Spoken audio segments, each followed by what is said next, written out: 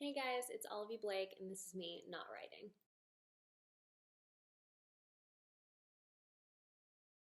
So, as you can see, I cut my hair. It makes me feel like at least 10% cooler. Don't tell me if that's not true. I don't want to hear the math on it. I just want to live in my world of delusion. Thank you. So I mentioned on Instagram that I am finally getting into my summer reads, which I don't know what it is about summer where I'm like, no, I'm gonna listen to all the bops and read all the romance books. I guess technically I do that all year, but it just feels more appropriate during summer. So anyway, specifically talking romance books, I mentioned on Instagram that I am about to read Red, White, and Royal Blue, which some of you may know I find the whole royal thing to be entertaining.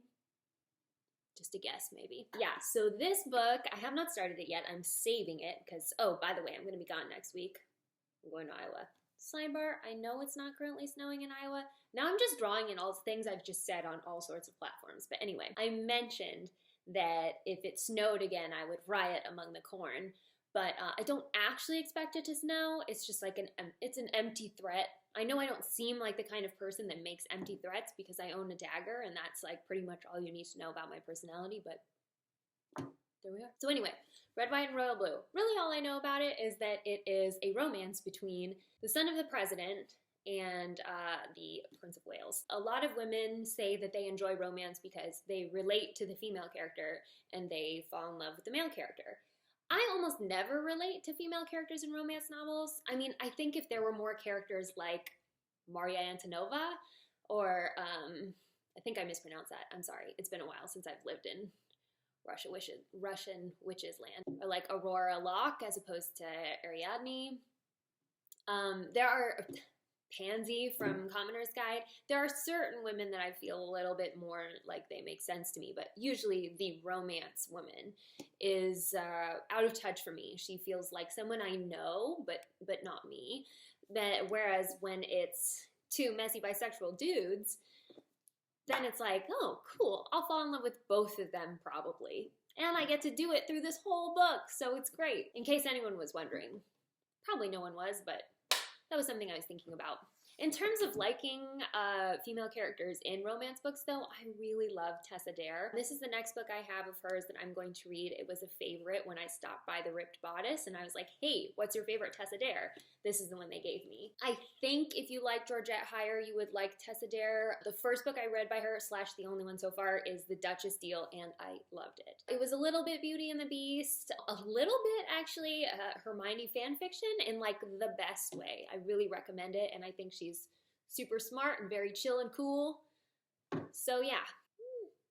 I hope you guys are reading Seductress. I just finished it. It is nonfiction, and sometimes nonfiction can be a slow trudge for me, just because I want like a story. But Betsy Prelo is like incredible. Sometimes she would say stuff and I would look up and be like, oh my God, did anyone else hear her say that? Which of course they didn't. But anyway, it's very important to me that you read this book. Like, so important. If you are a feminist in any way, if you wish there was more representation of women who were sexually active in history or in mythology or whatever, like this is the book that will just like, if you know, honestly, if you're any kind of woman with any sort of insecurity, she's got a whole chapter on sirens who were older sirens. She calls them silver foxes, which, okay. But like, I am definitely a person who's a little afraid of aging. The beauty industry makes us all very afraid of aging, I think. And the beauty industry makes us all afraid of aging. And I think that just reading about all these women who came into their prime in their 40s and after made me feel so much better. This is just like, it's a really empowering book. I just really love it. I really want you guys to read it. Again, I don't really know what discussion we're going to have. I think it's more like after we've read this book, we'll be able to discuss characters as what kind of seductress they are. Personally, my favorite chapter was the one about politician seductresses. It was so good. I think that we will probably reflect back on where female characters fit into the seductress archetype using this book. And also, I just learned a lot of stuff about the clitoris in it.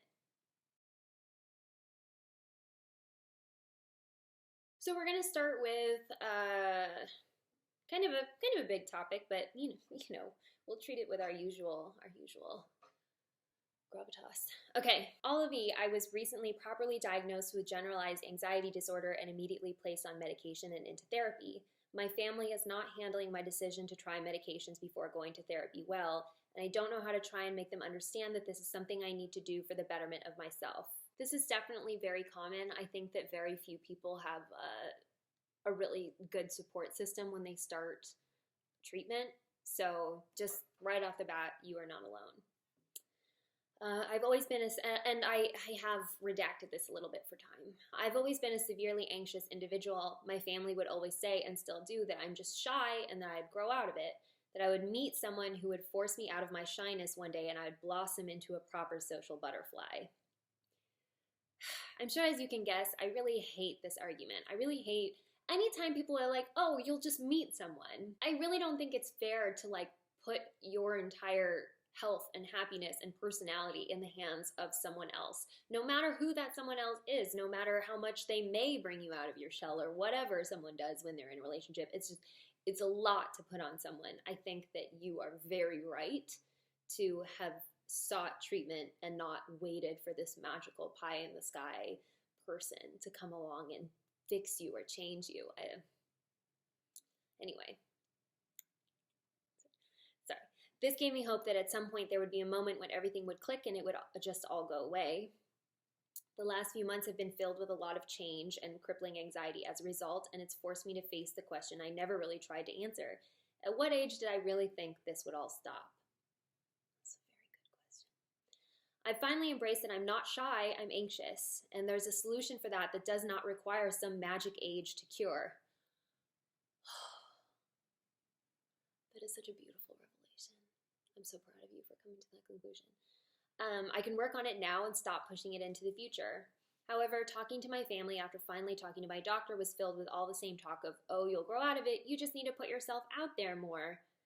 I was just like you at your age, you're just shy, you don't need medicine for being shy. I've heard all these arguments before. This is all a really long-winded way of asking you how you deal with your family's recommendations for your mental health, if they ever had any. Okay, so my mom is very conservative, and it's of her cultural opinion that anything that has to do with your brain chemistry, it means you're crazy. She wasn't particularly excited about, / I shouldn't even say that, I actually kept my diagnosis from her for several months, many months. I wasn't living at home, and I was living actually halfway across the country, so it wasn't a huge deal for me to keep that from her. And I think when I did eventually tell her, it felt a little bit, I think it was retaliatory. I think it was in a fight. Me being treated for bipolar coincided with my meeting my now husband, who my mother did not approve of at the time. So there were a lot of arguments happening. So we don't need to rehash my whole history. She now loves him and everything is good, and she's cool with my diagnosis. But I still don't think that my mom, if she were ever having a problem, the kind of problem where I'd be like, ooh, I need to talk to my therapist about this, I don't think my mom would ever be okay with that. I don't think that she would ever be able to resolve this feeling of like, no, there can't be something wrong with me. That's just impossible. You know, I think it can be very uncomfortable for older generations, certain cultures. It can be a real struggle. I mean, mental health is really stigmatized. We know this. It is more common and people are talking about it more, which is great, but not everybody understands it. And especially with anxiety, that is something that can manifest in ways that you might not recognize. So I think you're right to not wait for someone to make it better or for it to get better over time. You only get a mortal lifespan, one mortal lifespan. And we're so fragile. I think you're right not to wait. As far as your family, I think there's usually someone who's a way in. So for me, I talked to my godmother, she was the first person in the family to get treated for clinical depression. So, and her way of handling it was to make it a joke. She sort of called, she's my aunt, my mom's sister. She called her pills her happy pills for a long time. It was a whole joke like, oh, I have to take my happy pills and then I feel better. But when it came to me getting diagnosed, I asked her if I could have lunch with her, and she talked to me very seriously about the fact that, yes, it had changed her life. It had helped her so much. She had better relationships with people around her. She was more able to actively participate in her life and all this great stuff it had done for her. And then kind of with the understanding, like, my mom was not going to take it well, and I wasn't sure how I was going to approach it. And so we talked through that. So I think usually there's like a gateway person in your family where you can talk to someone who, if they haven't had struggles like this, they are at least more likely to listen to you. Maybe someone you're close to, like a sibling, or extended family, like in my case, my aunt. That's one way. Otherwise, part of the important thing about treatment is that it's the medication and the therapy. I would never encourage you to do just medication. I understand why you would want to start it right away, because you are going to see the changes like pretty quickly. And you'll also, you probably, if you have other problems, like if you have any tendency for depression, anti-anxiety meds are probably going to help that as well. Anytime you change your brain chemistry, then everything changes. So anti-anxiety meds are like a good place to start, but you definitely also want to be in therapy, especially for you if you're not getting support from your family. This is not an easy thing, getting your family to come around to this. And I kind of the persisting in denial is not something that you can really argue with. Yeah, they're going to keep saying, oh, you're just shy. So if I were you, I wouldn't fight about it. I would just say, okay, maybe I'm just shy, but I feel much happier now that I've done this for myself, if that is in fact true. I just think, most importantly, you deserve to do this for yourself. You're right, you should not have to wait to have a happy life. You shouldn't wait to feel whole on your own. If this is something that you can do for yourself, then you should definitely do it. This is something that is going to improve your quality of life. It's going to allow you to probably meet more people. This someone that they think is going to change your life, how are you supposed to meet them if you don't feel comfortable with your own anxiety? You know, it's sort of it's a weird catch-22. It's putting a lot of faith into the universe to just be like, okay, bring me someone who's gonna fix me. I find that to be just a very upsetting way to live. This is not the point. The point is that this is very challenging. It is very difficult to get your parents, your family, to come around to this sort of idea. Just don't fight with them, because then I think when you argue, people they just stick with their point of view because it's theirs and that feels safe. To them, you're just shy. It feels like a safe argument. So acknowledge that that's what makes them feel safe and that this is what makes you feel better. In the end, I like to think your family loves you and they want you to be happy. And sure, you might not have them cheering you along while you do this, but eventually they should adjust to the idea that this is making your life better. This is also something you should talk about with your therapist, because your therapist is probably going to be, your relationship with your family is going to be one of the first things that comes up in therapy. The source of your anxiety is going to be something you discuss. So in dealing with how to address it with your loved ones, this is something that you're going to approach and cope with through the actual healing process of it. Part of the treatment is learning how to explain your treatment to other people. So I hope that helps. I think just primarily this is just very common and you should not feel alone. And I think maybe you just want to hear that you're doing the right thing, and I think that you are. You probably can't change their minds yet. It'll probably take a while before you change their minds. My mom was never very comfortable with the idea that I was on medication. After a certain point, she sort of looked the other way, but she never enjoyed the thought that that was happening. So you may not get them to come around to certain aspects of it, but you can't expect them to do that. All you can expect is that they want you to be happy, and if you do what it takes to make yourself happy, eventually they will see that that's a good thing. So last thing, earlier today I tweeted, to whoever needs to hear this today, you don't have to settle. There is more. Saying this isn't enough for me, I'm leaving, is something you don't see enough, but you can't always wait for the grand gesture. Sometimes there's no grand gesture. Don't wait. And two people had really interesting feedback for this that I wanted to share with you. So the first was someone asked me, but does it make me petty and materialistic if he's honest, kind, and patient, but I'm not sure because we don't have sarcastic banter? So first of all, I get that this is sort of making light of the situation, but that lack of sarcastic banter, I think what that really is a lack of chemistry, or just the compatibility isn't quite there. It's a little bit off. Just because someone has a nice list of qualities doesn't mean that that's something that you have to invest your whole life in. This sort of idea that we exist in order to be paired with somebody else is a little bit frustrating. Because on the one hand, it is like the best thing you can do. Like sometimes the highest thing you can achieve is sharing a life with someone. Sometimes I'm really convinced of that. There are definitely days where I'm like, I couldn't do this without him. He wouldn't be where he is without me. We have this amazing partnership, and that means a lot to me. That is one of the things I'm proudest of in my life, and that's true.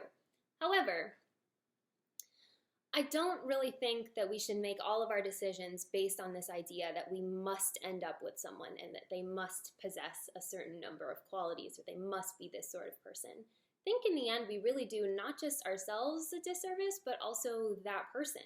Because that person could be with someone who loves them wildly. That guy could be with someone who is just in love with his every quality, and instead he's with you, someone who finds aspects of him disappointing. So honestly, the idea that like you're being materialistic or petty or selfish by leaving is just a very toxic idea, and it's really only pushed on women. It's so weird to me. I mean, how many times have you seen a girlfriend with some guy who's just like, okay, you can't actively complain about anything, but he just doesn't shine as bright as she does, you know? There's just something about him that just doesn't measure up. I think it's because of this idea that like, as women, we must be with someone. If we are not with someone, that means we've failed somewhere along the line. Read Seductress. This will help. This will change things. I've had friends say like, well, I want to walk away from this relationship. I think I might want to walk away from this relationship, but he hasn't done anything wrong. He has never cheated on me. He's never been violent with me. It's not anything obviously, it's not glaring, so I shouldn't end it. But that is just such a bleak way to live your life. There are so many versions of your life, right? So many versions where you could be happier than the one you're currently in. And if you're not happy, I find it very difficult to believe that he is living his happiest life either. So just something to think about. It doesn't really make a lot of sense to me when people are like, oh, I need to stay in this relationship because otherwise I'm being selfish. Or are you being selfish because you're staying in this relationship and you're keeping the person that you're with and yourself from being in a much better position? And then someone else had a great point, which is sometimes there is a grand gesture, but it's too little too late, and it's not something that's going to work moving into the future. I recently had this thought when I was watching Always Be My Maybe. I was very torn. This movie's on Netflix.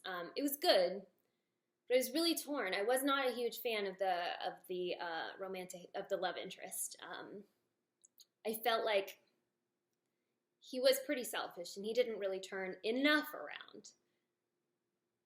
Which isn't to say that we have to fall in love with perfect people. I understand that maybe he will grow over time and there will be more than just what we saw. But what I saw, I don't know. I didn't care for the grand gesture. But anyway, so yeah, sometimes there will be a grand gesture, and all it tells you is that this still isn't the right thing. If you need to hear that it's okay to walk away, even if you can't quite identify what's wrong and you just know it's not the right thing, or even if you're just not sure if it's the right thing, some things.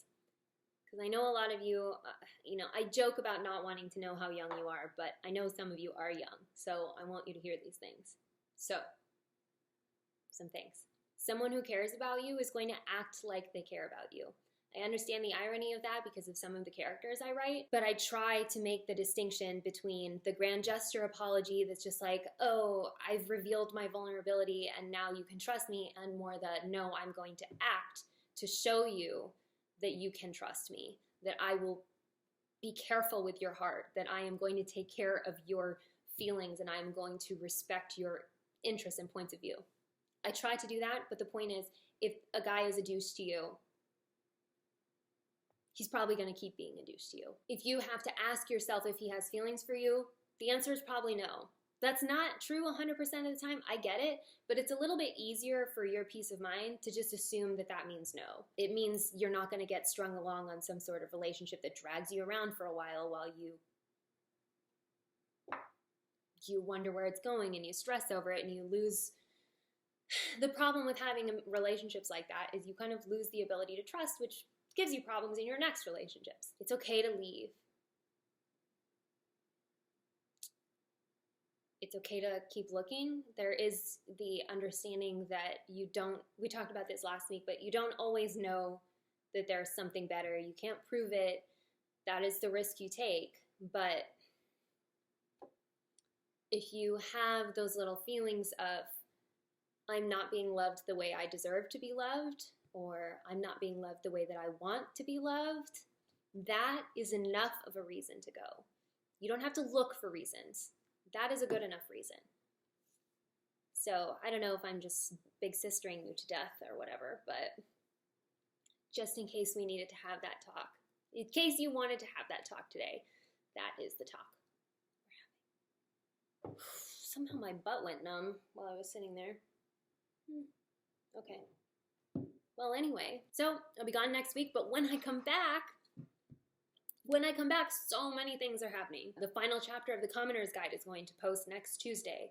Shortly thereafter, a new fic is going to post. It is the Soulmates AU I've talked about. You'll see more about that. There'll be a preview in the final chapter of Commoner's Guide, etc. Then, Thursday night, you're going to be able to access The Lover's Grimm, which is the 3rd volume of the Fairy Tales collection. Oh, no. My leg is waking up. Okay. I'm going to try to talk through this. I hate this. Okay, it's called The Lover's Grimm. Do you get it? It's like The Brothers Grimm, but it's The Lovers. So anyway, The Lover's Grimm. It's coming out in about 2 weeks. And so keep an eye on that. I'm really happy with this collection. I think this is probably going to be my favorite so far, and it's going to have a preview for the next series as well. A lot of the titles are up in the air, which is why I'm not revealing them now, but you'll see them soon enough. So nothing next week, but then a whole bunch of stuff the week after that. So yeah, this has been me, Olivie Blake, not writing, and I'll see you next week.